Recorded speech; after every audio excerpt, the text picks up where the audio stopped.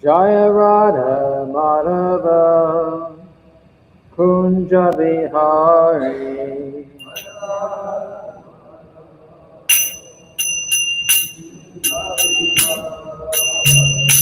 Jaya Radha Madhava Kunja Bihari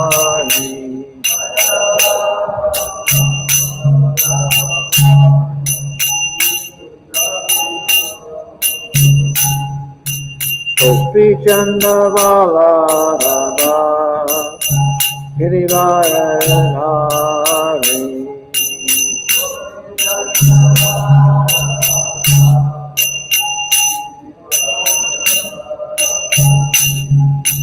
Gopi Chanda Baladava Girivaya Hari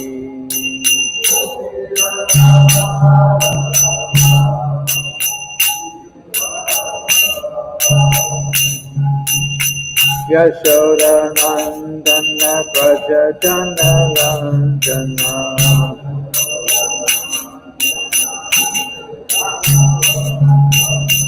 Yashoda Nandana Prajajana Nandana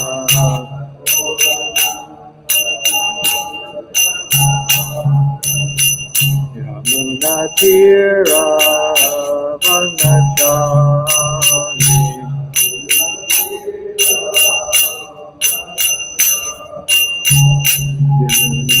Kira Vanachani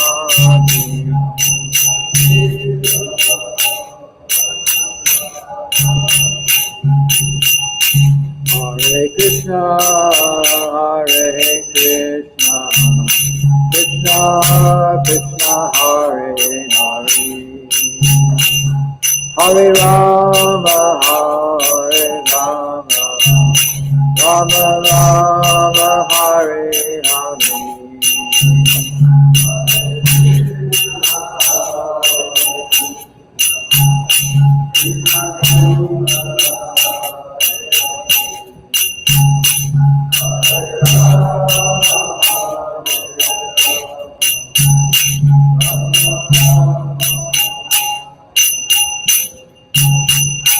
Hare Krishna, Hare Krishna, Krishna Krishna, Hare Hare, Hare Rama, Hare Rama, Rama Rama, Hare Hare.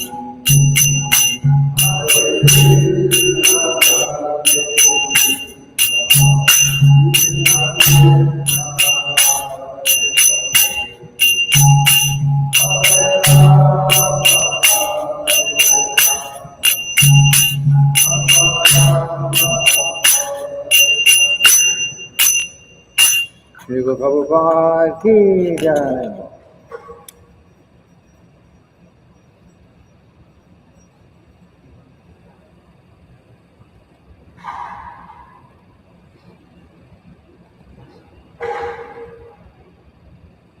Om Namo Bhagavate Vasudevaya.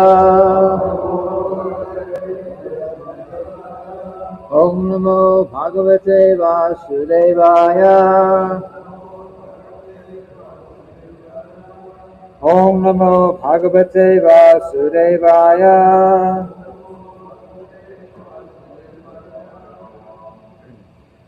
So we're reading today from the Srimad-bhagavatam, Canto 9, Chapter 19, text number 26. The chapter is called King Yayati Achieves Liberation. We'll chant the Sanskrit. Shrutva Katang Devayani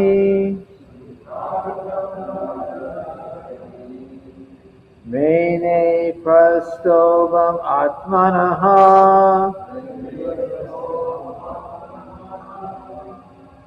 Sri Pumso Sneha Vaiklavyat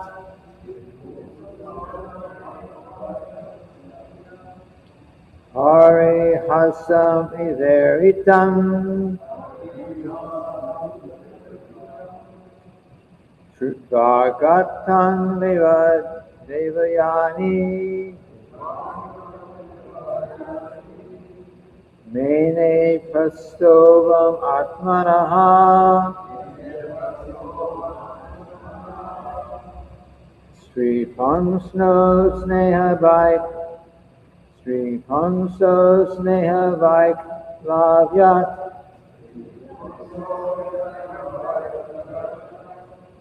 Hari Hasam Iveritam Shrutva-gatan devayani Mene prastovam atmanaha Sri Pansa Sneha Vaiklavyat Hari Hasam Iveritam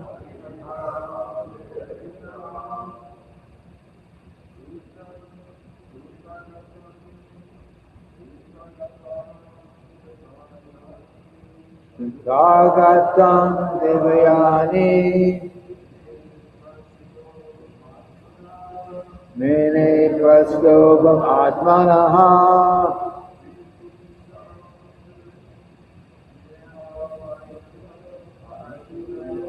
Sri Pumsa Sneha Vaiklavyat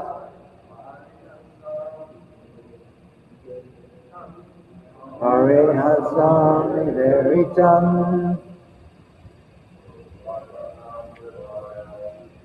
Shrutva-gatan devayani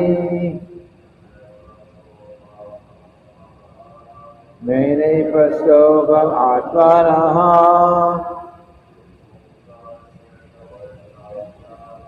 Pumsa Sneha Vaiklavyat Hare Hasam Iveritam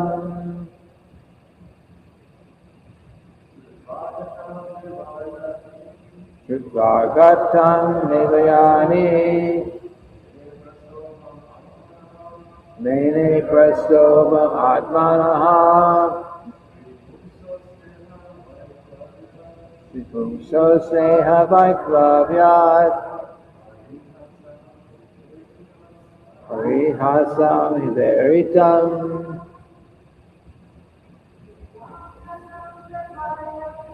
Shrutva-gatan devayani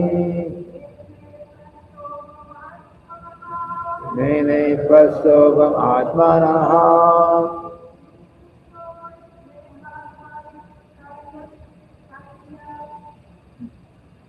Sri Pumsa Sneha Vaiklavyat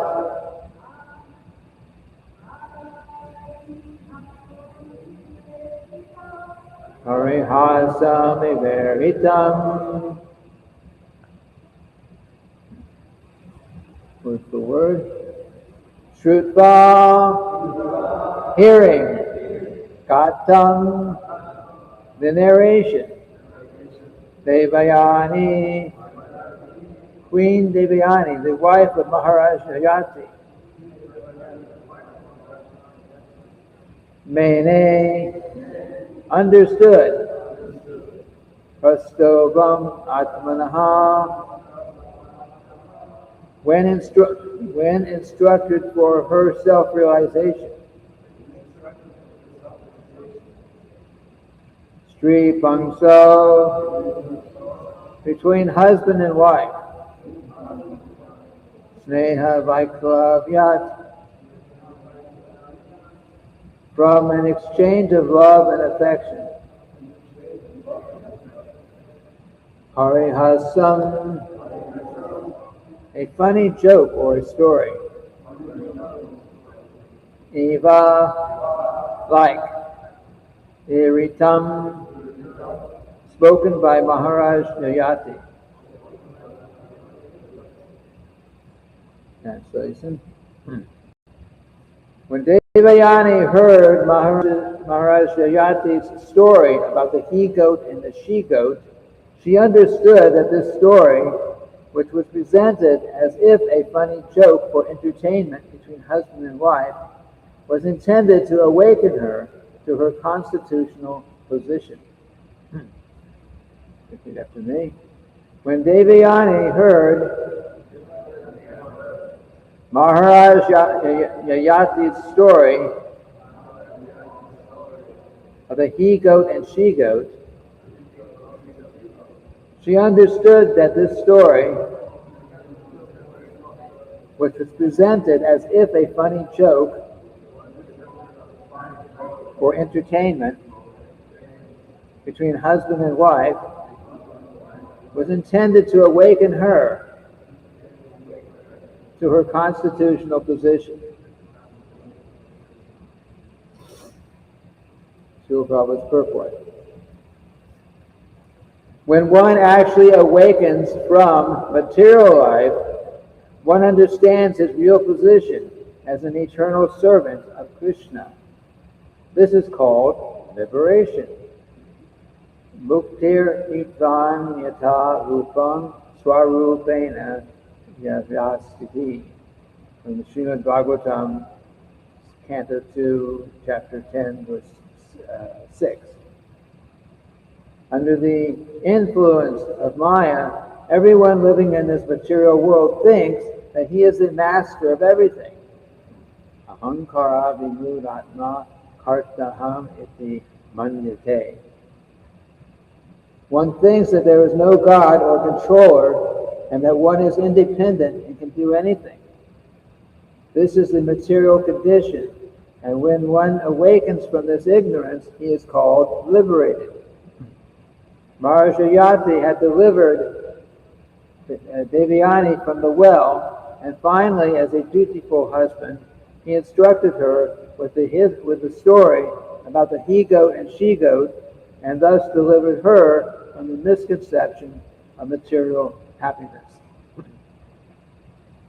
Devayani was quite competent to understand her liberated husband, and therefore she decided to follow him as his faithful wife.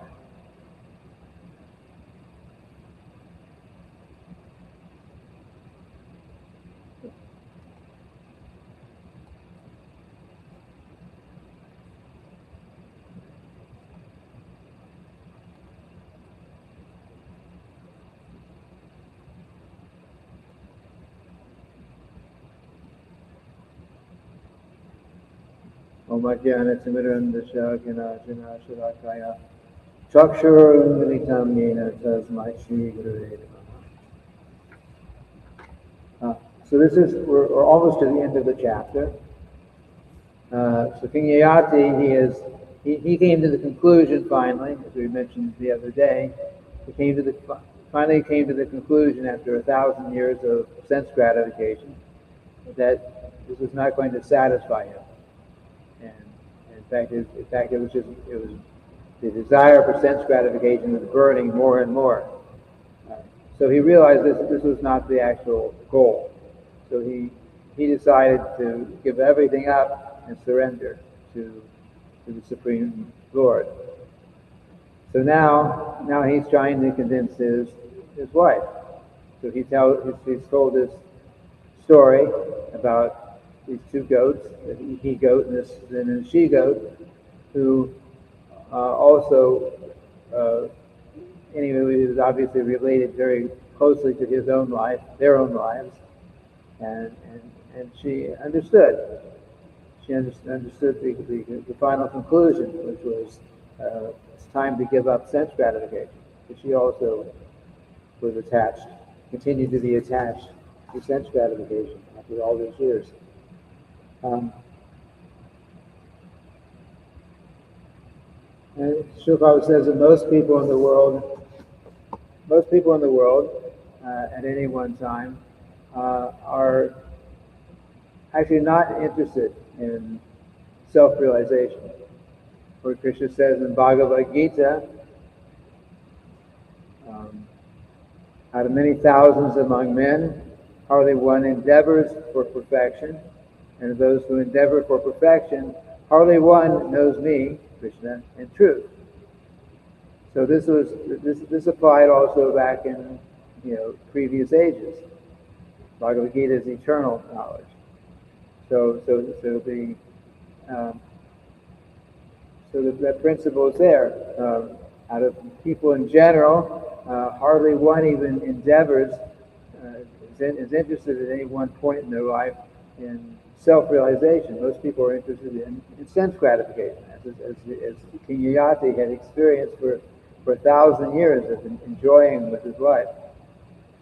And then, but hopefully at some point in that lifetime or a future lifetime, each person will gradually come to the point where they are,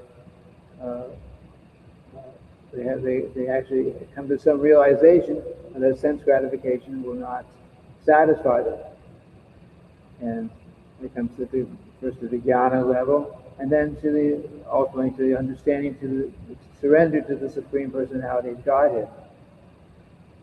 So this path of Krishna consciousness, I think the path of Varnashram, which is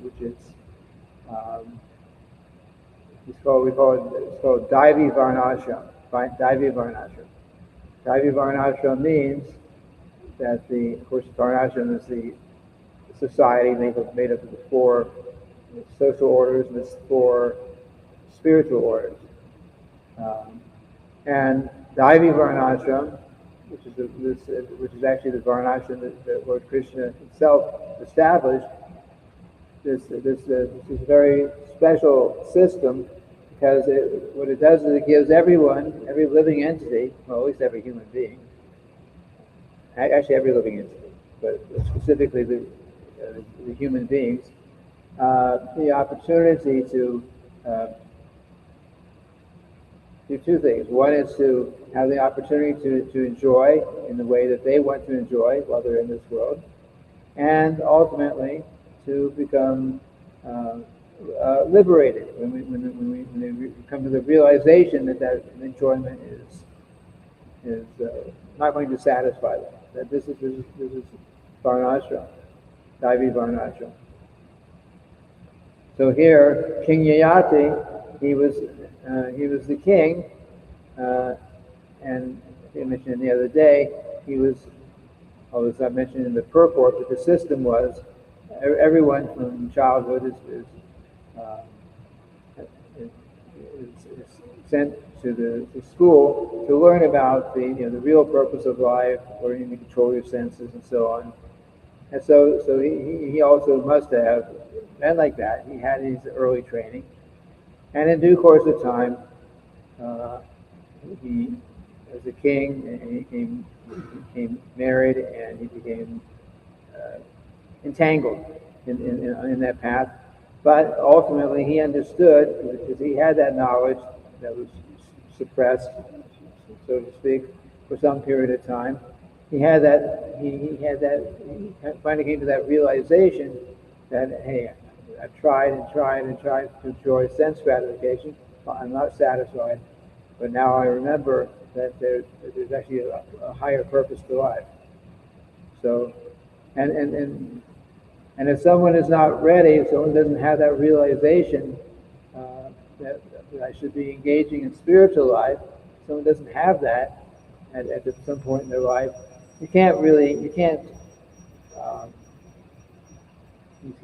force them to do it.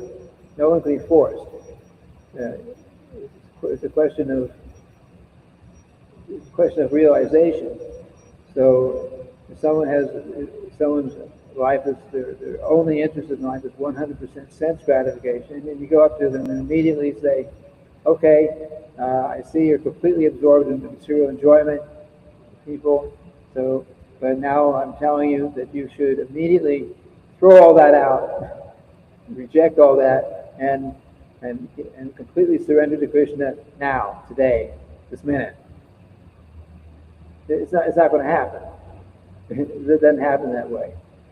So, just like in the Varnashram system, you live according to your particular varna, your social order, and you also practice in the early days, as I was just mentioning, everyone started off, all the boys started off at brahmachari and controlled it, learning to control their senses for so many years, getting spiritual knowledge.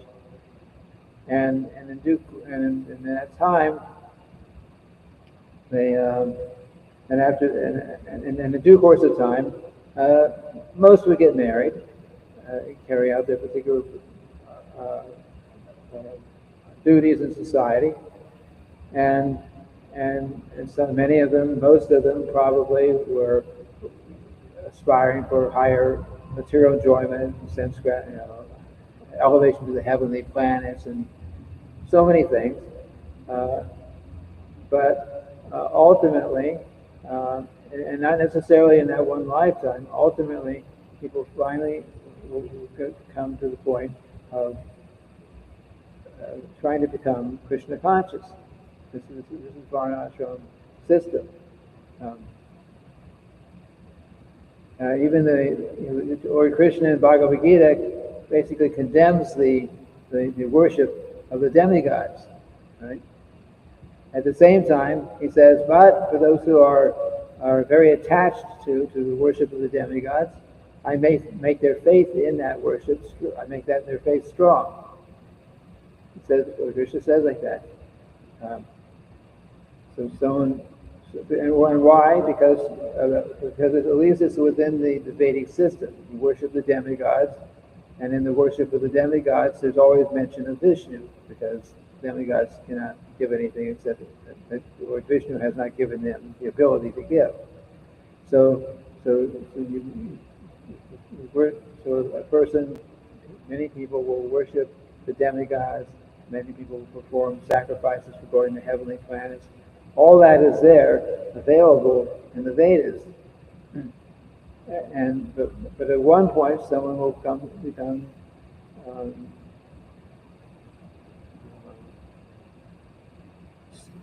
disgusted, basically, with that material enjoyment, and then they'll look for something higher, which is the path of Krishna consciousness.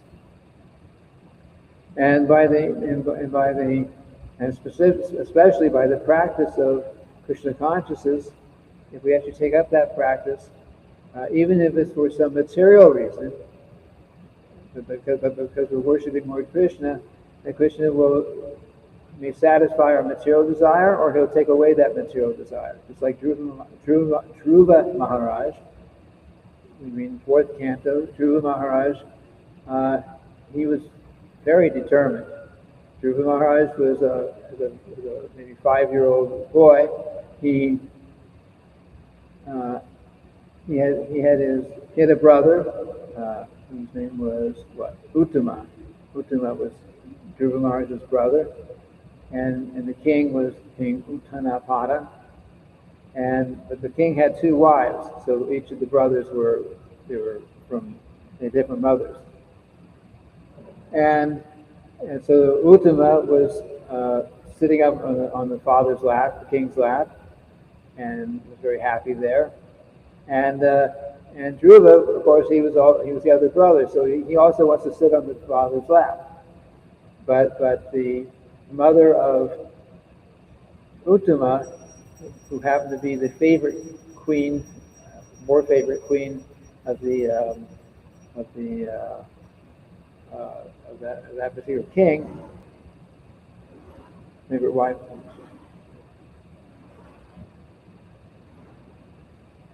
She says to Dhruva, she says, no, you cannot sit on your father's lap. You're not my child.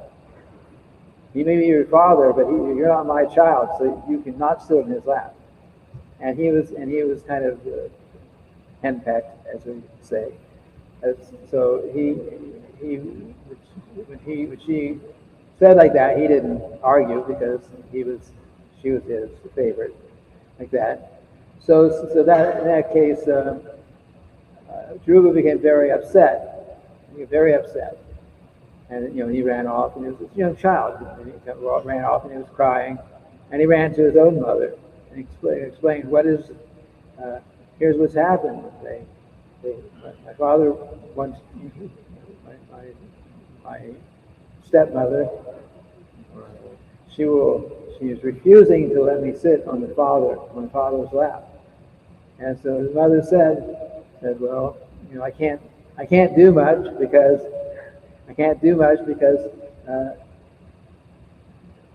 she happens to be his favorite. I'm just secondary here. So he'll give her allow her to do what she wants. In that case, but not letting him sit on his lap. Anyway, Dhruva became very upset, and he says, well, what can I do? She says, well, I cannot do anything to help you, she says to Dhruva, but only God can help you. God can do anything. He's superior to all of us. So the only one who can help you solve your problem is God. So Dhruva is a little child. So Dhruva is saying to his mother, so where can I find God? I'll ask God. And she says, well, I hear that the great saintly persons, they go to the forest to find God.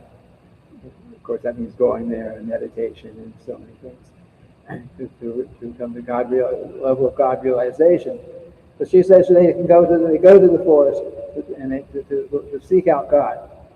So Dhruva was very, very determined, not for a spiritual reason at all, but for a material reason.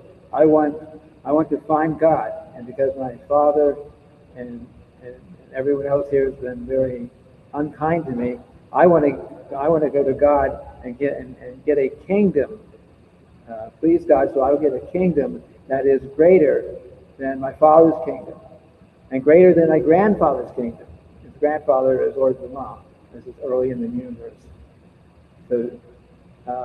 So he was thinking like that. So in the middle of the night, without telling anyone, Dhruva leaves the palace and he goes off to the forest. And he's, a young child. He's searching around. Where is God? I'm looking for God. And then he, in the due course of time, doesn't say how long he was looking, searching like that, but he was looking. So Narada Muni came flying in, and he saw Dhruva and he said, "What are you doing? You're a young child. What are you doing out in the forest by yourself?" And he said, "I'm looking for God. I'm looking for God."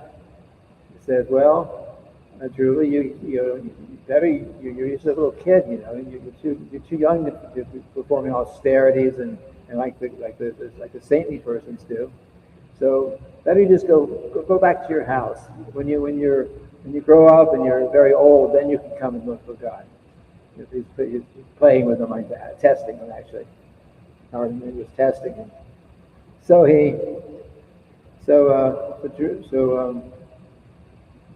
But Dhruva, he was convinced, I've got to, still for a material reason, I've got to find God. Don't tell me to go home. You go home. You go away. but I'm here to find God. So then Narada Muni, saw he was very determined. So he gave him a mantra to chant. He gave him some instructions on how to seek out God. Om Namo Bhagavate Vasudevaya. Om Namo Bhagavate Vasudevaya. So Dhruva chanted that mantra, and then for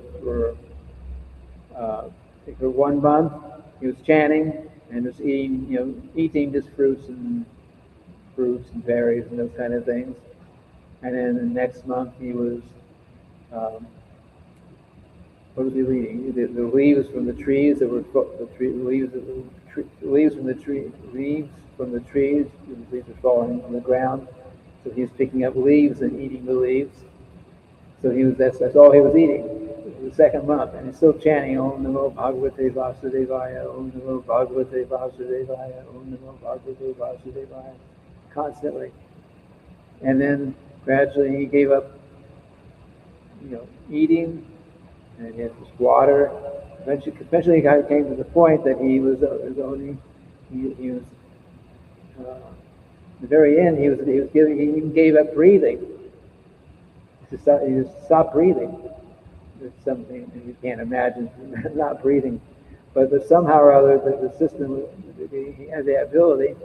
So he became very powerful. He even gave up even breathing. But he became so powerful that when he stopped breathing, everyone in the universe couldn't breathe. The demigods were, they're suffocating because of the power of his austerities. So at that point, Lord Vishnu appeared before him in his meditation, and actually appeared before him physically. And he offered, this is after 6 months of these austerities, as a 5-year-old child. So after that time, Lord Vishnu said, "Okay, I've come here to give you the benediction." But of course, Dhruva was after 6 months of these heavy austerities, which were completely for material reason. He saw Lord Vishnu. He said, "Oh, I'm so happy to see you, my Lord." Actually, he couldn't even offer proper prayers. Lord Vishnu touched Dhruva's head with his conch shell, and gave Dhruva actually the ability to express some prayers, because he was having trouble expressing any prayers. And then Lord Vishnu said, "I'm here to give you the benediction. You did all of these austerities for my pleasure. I'll give you a benediction now. Just tell me what you want." But Dhruva said, "No, what was the words? I was searching for pieces of broken glass, which is just garbage. I was looking for that, and you've given me the most valuable gem." Of course, Lord Vishnu himself. You give me your darshan. I have no desire for anything else. I have no desire for anything. Whatever I wanted, I don't want it. So this was the result of devotional service. But then, of course, he was still just a young child. But now he was a fully Krishna conscious young child, and he went back to the kingdom. So for 6 months he was out of the kingdom. Everyone thought he was dead, and he left in the middle of the night into the forest, and nobody could find him. So he came back to the kingdom, and everyone could see that he had become completely transformed as a Krishna conscious person. And then King Uttanapada, who was himself old, he was ready to retire and take his vanaprastha or whatever. He left himself so he could concentrate on self-realization. And Dhruva became the king even as a child. And of course, there's several chapters about Dhruva Maharaj, so we can't really go into all that right now. But this was but maybe the point was, we were talking about the Vedic system. So the Krishna system was that you have your opportunity throughout your life to engage in some enjoyment, things you like to enjoy by following the rules and regulations of the Vedas. And in due course, people will come, small numbers of people at any one time, will come to the point of desiring to become Krishna conscious. And then and of course, we have a very special situation in modern days Kali Yuga, after Lord Chaitanya Sankirtan, after Lord Chaitanya has come and Srila Prabhupada has come. It was very special because we don't really have Varnashram. I mean, Varnashram doesn't exist in the world. in the true sense. And we all pretty much come from probably not really good backgrounds as far as in terms of Vedic standards, but somehow or other we've given this opportunity to take up the path of devotional service. And when one takes up the path of devotional service, then that's like the conclusion of the whole varnashram system. Even the yogis in the time of Satya Yuga, even the yogis, they perform eightfold yoga system. Bhakti yoga wasn't until the top level, so you had to become really, really purified even before you engaged in Bhakti yoga. But after Lord Chaitanya, the system became that we become purified through what was called sadhana bhakti. Sadhana bhakti means that we under the direction of the spiritual master, we use our body, physical body, our mind, our intelligence, also use everything in Krishna's service. That's sadhana bhakti. It's a practice of devotional service. So real, pure, perfect devotional service means we're already 100% pure. By going through the emotions, the endeavor to offer arti, and there's so many devotional services that we do. By doing that, we become gradually Krishna conscious. And this is very special because in previous ages, they performed so many heavy austerities, and then they gave up all those austerities and finally engaged maybe in devotional service. In Kali Yuga, it doesn't work that way. In Kali Yuga, we actually engage in devotional service, sadhana bhakti, and we do this, and then we gradually become completely purified by that process. But we don't after we've achieved that perfection, we don't say, okay, I finished it, I got it made, now let me go on to something else. No, we don't go on to something else. We continue on the path of devotional service. And this was also significant because in times of, just like Dhruva Maharaj, he was sitting there and performing extremely heavy austerities. You can imagine eating fruits and vegetables and fruits and leaves and roots and things like that. But to speak of sitting there eating leaves every day, you got so many mango leaves. You can imagine taking a handful of leaves and chewing them up, and that was our diet every day for how long? So in our path, we gradually become Krishna conscious in a comfortable way, right? Chanting, dancing, feasting, seeing the beautiful form of the Lord, like that. We have that now, and when we become fully Krishna conscious, we don't give that up. We continue it. We continue to chant. We continue to take prasad. We continue to dance for Krishna. And because these activities are actually nice, that they're pleasing, then the Narottama Das Thakur describes this path, the process that Lord Chaitanya gave as simply joyful, Keva Ananda Kanda, simply joyful. So we don't have to worry about these heavy austerities that we just trying to tolerate.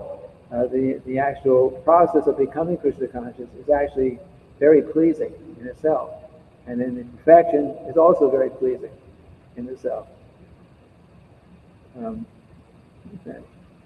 So we should take full advantage of that. I guess anyone who's listening to this class is, of course, we're on the path here, and if we can just stay on the path, become fully Krishna conscious, we can finish up our business in this lifetime and go back home, back to the spiritual world. And of course, in the spiritual world, things are even nicer than they are here because there's no,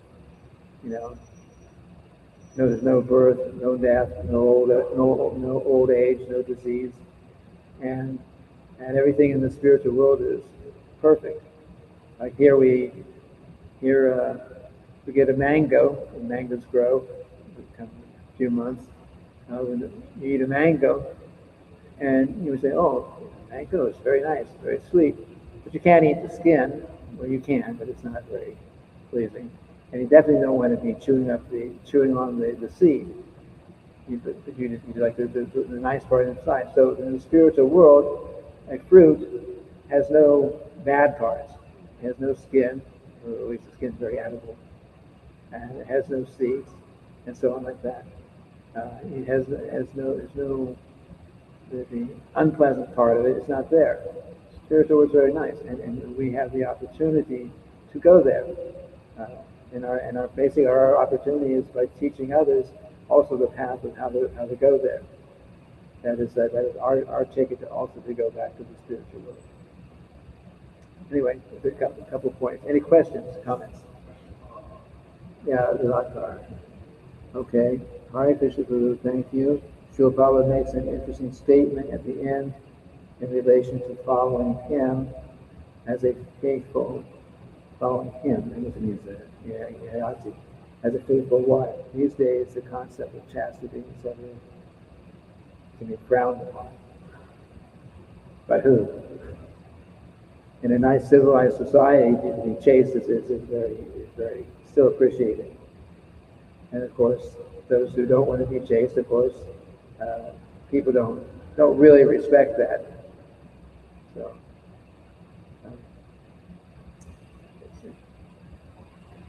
anyone else? Yeah.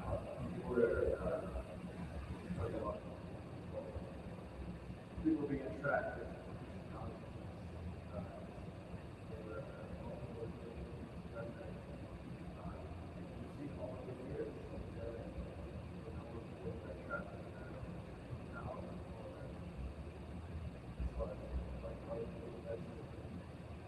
Are less people desiring to become Krishna conscious?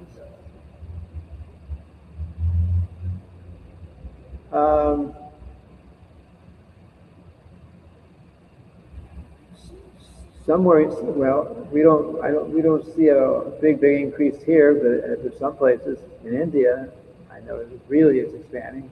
Some places it's really expanding. So it's probably more because of more concentrated effort of devotees going out. But people ultimately, everyone's looking for Krishna. They don't know they're looking for Krishna. They're looking for some happiness, some satisfaction, something good. So people are looking for it.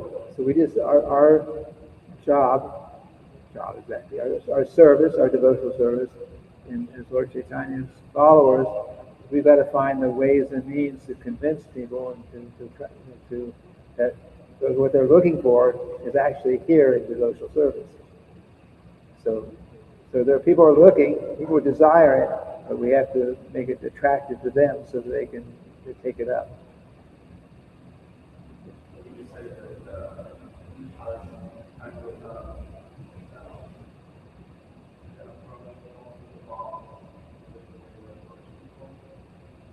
You always have to adjust. You have to make the adjustments according to time and place.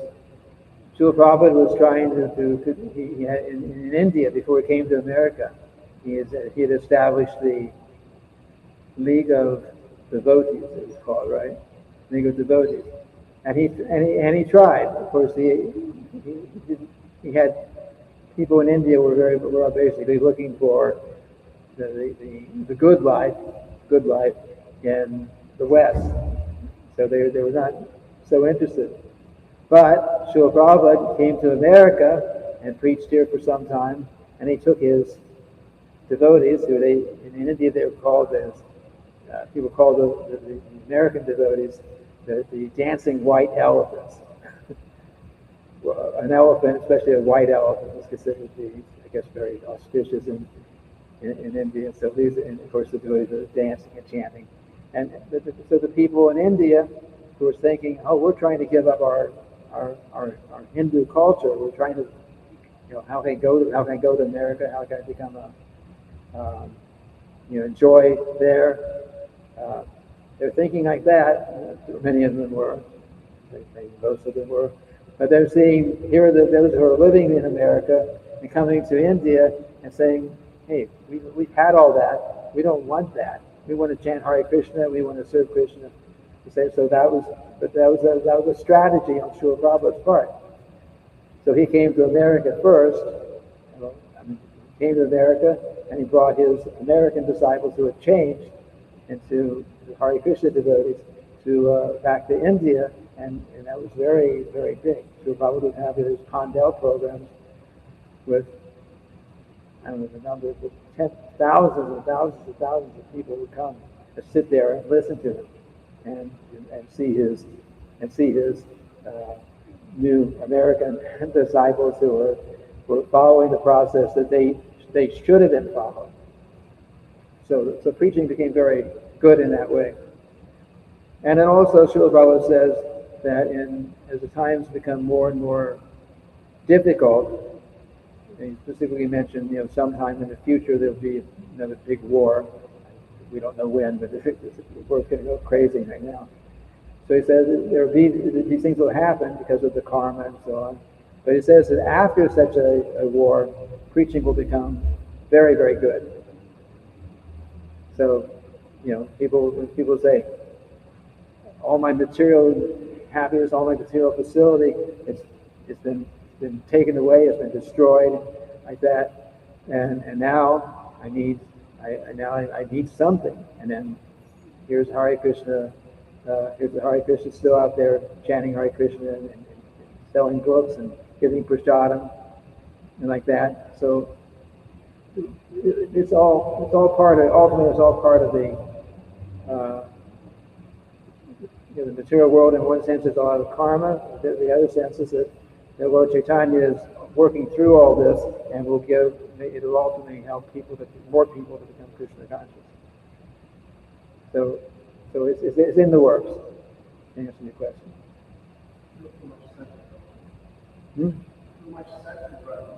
Yeah. It's very distracting. You have full facility for sense gratification, and then naturally you're going to not even think about God. What do I need God for? I'm God. I got millions of dollars. I've got so many nice girls that are ready for me. I've got this thing and I've got that thing. I got boats and this thing. And, some people are like that or are aspiring for that. But in a moment, all these things can be taken away. Like that. It's happening all over the world. There are wars and different kind of problems, or someone's whole, you have an earthquake somewhere. They could have a big building that's providing a lot of facility for their material enjoyment. If the earth shakes a little bit, it's finished. So materially, there's going to be so many problems, and ultimately, hopefully, the devotees will be there and saying, "Hey, we're still chanting Hare Krishna, and we're happy. They're suffering, and we're going out in the streets and different places. Why are these people so happy? We're happy because we're chanting Hare Krishna, and we're happy engaging in devotional service. Why don't you join us?"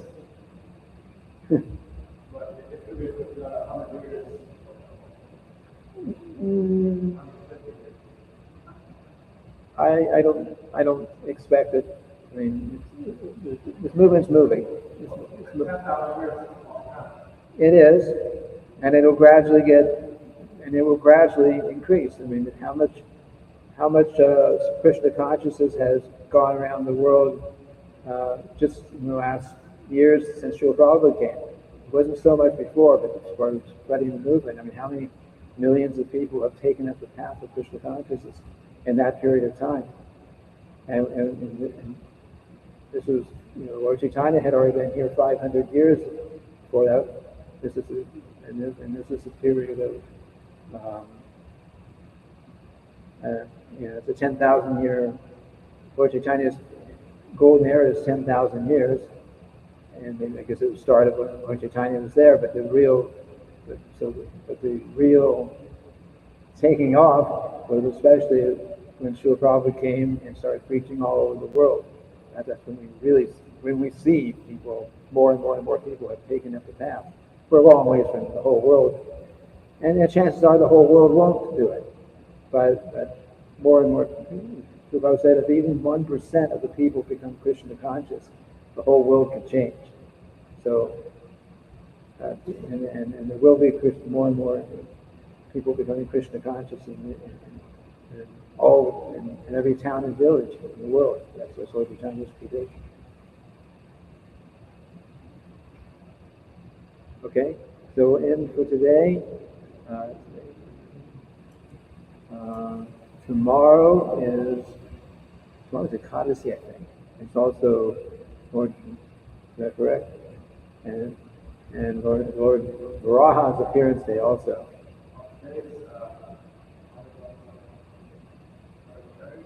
Oh, is it? Oh, I didn't. I should have spoken to Madhavacharya. In any case, Madhavacharya is very, very important in our line. Hmm? Yeah, I believe so. Yes. Okay. Anyway, we'll end for today. Srila Prabhupada ki jai.